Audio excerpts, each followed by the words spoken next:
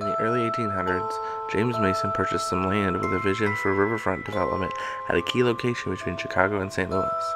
Grafton was officially founded in 1836, and due to its prime location on the river, it was perfect for the boat construction industry.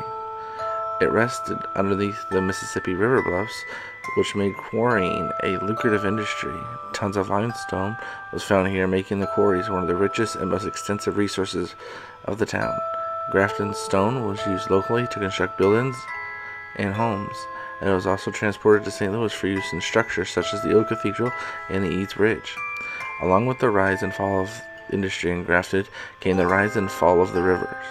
In 1844, a terrible flood came and drove all the merchants and residents from Grafton's booming business district, many of which never returned. The flood turned out to be a good thing because it did start the steamboat era in Grafton.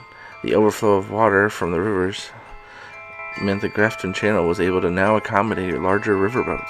These boats brought new excitement to the city of Grafton, but they also brought a lot of violence. The steamboat era was arguably the most exciting time in Grafton's history, although it came to an end in the 1930s. The railroad came to Grafton in the 1880s, and at its peak it had 3 lines that ran into town. When service for all these lines ended in 1948, Grafton was left deserted until the river road was extended from Alton in the 1960s. The Ruble Hotel is the most famous haunted town. In 1884, when the hotel opened, rooms only cost $1 per day. They would cost a little bit more now, but they do come with a friendly haunt. A little girl named Abigail is said to reside here. Her apparition has been seen in the hallways upstairs, and reports say that she's talked to many of the hotel's guests and staff, but her story and origin is actually unknown. During the height of the boating business here in Grafton, the Ripley brothers constructed 2 buildings now known as the Loading Dock and the Grafton Boat Works, which had various purposes, including producing lifeboats during World War I for Allied ships, and they employed as many as 125 men. These buildings are rumored to be haunted, although no one really seems to know the identity of the spirits. Some think they could be the spirits of the men who once worked here due to claims of footsteps hurrying back and forth along with the sound of crashing metal, similar to what you may hear during the construction of the lifeboats which were produced here.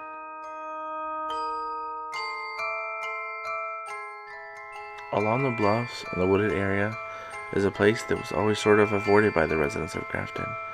It was referred to as the Pest House, which was once used for a quarantine area for those who suffer from contagious diseases such as smallpox or cholera. The house was a 1-room log cabin deep in the Baby Hollow area of town.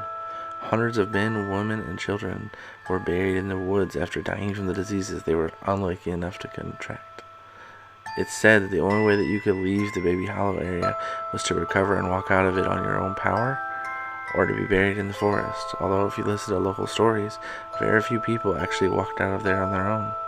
It's said that the ghosts of some of these people who have died now haunt the woods where the old house once stood. It's reported that you can hear crying, moaning, and weeping, along with seeing the occasional apparition, although it is now private property, which you're no longer allowed to go. These are just a few haunted locations in the city of Grafton. I'd love to tell you more, but for now, let's head back down the Great River Road.